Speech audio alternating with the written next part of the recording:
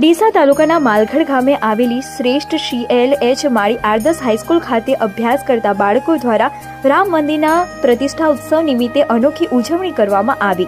અયોધ્યામાં ભગવાન શ્રી રામ મંદિરની પ્રાણ પ્રતિષ્ઠા મહોત્સવને લઈ ભક્તિ માહોલ છવાયો છે। ત્યારે ડીસા તાલુકાની માલગઢ ગામે CLH માળી આદર્શ હાઈસ્કૂલ ખાતે શાળામાં અભ્યાસ કરતા બાળકો દ્વારા આમાં રામ મંદિરની ડિઝાઇન તૈયાર કરવામાં આવી। 3 દિવસનો સમય લાગ્યો હતો અને 3 દિવસ સુધી બાળકો ભેગા થઈ લાકડાનો વેર અલગ અલગ જગ્યાએથી એકત્રિત કરી 1200 ફૂટ લાંબી અયોધ્યા મંદિરની આકૃતિ તૈયાર કરી હતી।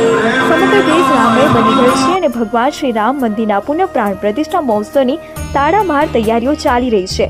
ત્યારે ડીસા તાલુકાના માલગઢ ગામની શ્રેષ્ઠ શ્રી HL માળી આદર્શ હાઈસ્કૂલના વિદ્યાર્થીઓને પણ અનોખી રામ ભક્તિ બતાવી છે।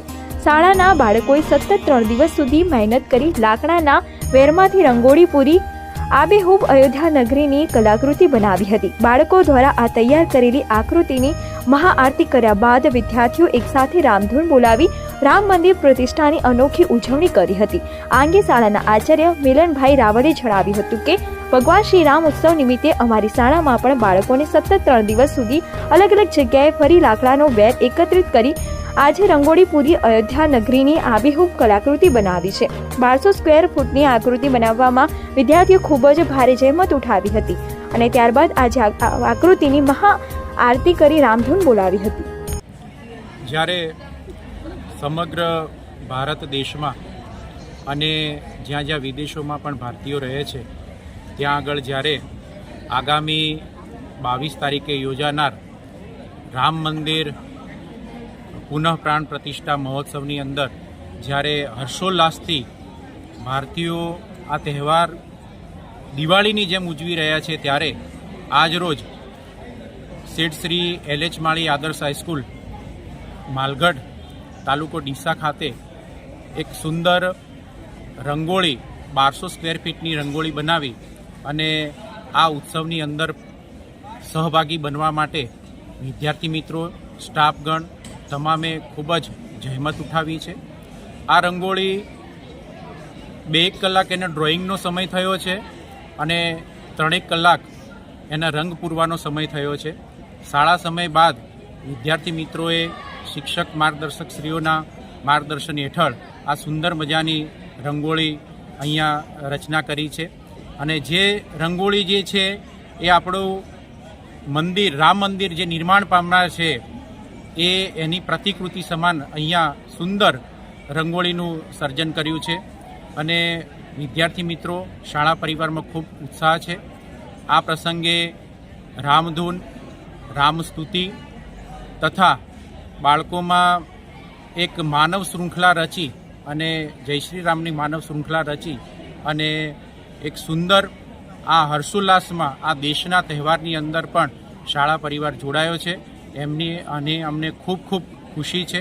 આ પ્રસંગે વિવેકાનંદ વાલી મંડળ માલગઢ પ્રગતિ મંડળ સમગ્ર ટ્રસ્ટીગણ તથા ગાયત્રી પરિવાર માલગઢ તથા આસપાસના ગ્રામજનો વડીલો ઉપસ્થિત રહ્યા છે અને ખૂબ ખૂબ આનંદથી અમે આ તહેવારને આ પ્રસંગને આવકારીએ છીએ અને આ સુંદર મજાની બાળકોએ આ રંગોળી અને આ દીપ યજ્ઞ પણ દીવડાઓનો દીપ યજ્ઞ કરી અને રામસ્તુતિ કરી અને આ પ્રસંગને અમે હર્ષોલ્લાસથી આવકારીએ છીએ અને ખૂબ ખૂબ શુભકામનાઓ પાઠવીએ છીએ।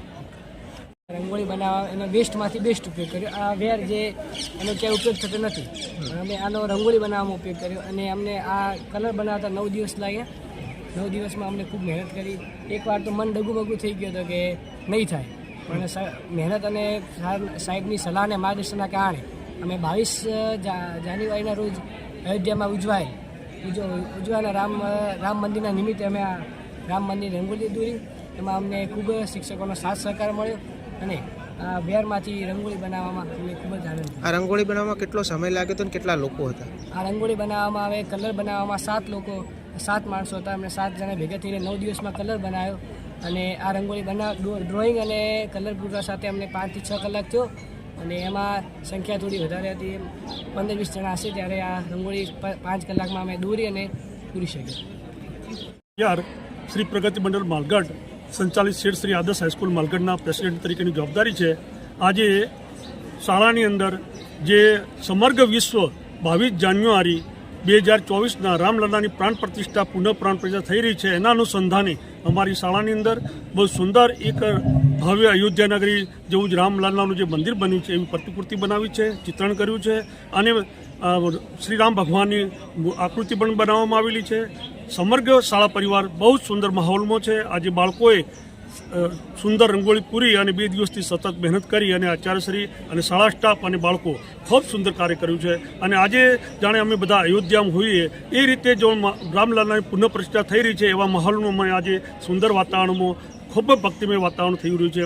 સમગ્ર વિશ્વ આજે હિન્દુ રાષ્ટ્ર અને સમગ્ર વિશ્વમાં વસતા હિન્દુઓ જાગૃત થયા છે અને આપણે એક જે વિશ્વની અંદર 492 વર્ષથી રામલલ્લાનું જે મંદિર તોડી પાડવામાં આવ્યું હતું પુનઃ પ્રતિષ્ઠા થઈ રહી છે. ખૂબ જ આનંદ માહોલ છે.